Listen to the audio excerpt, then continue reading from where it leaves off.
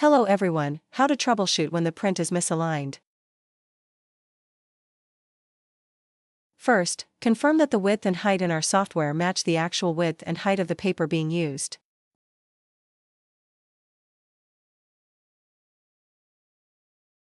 Once confirmed, go to the print settings and select the paper type.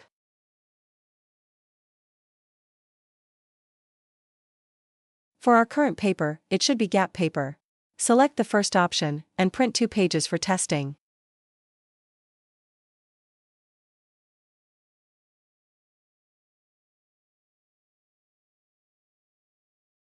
The position should now be correct.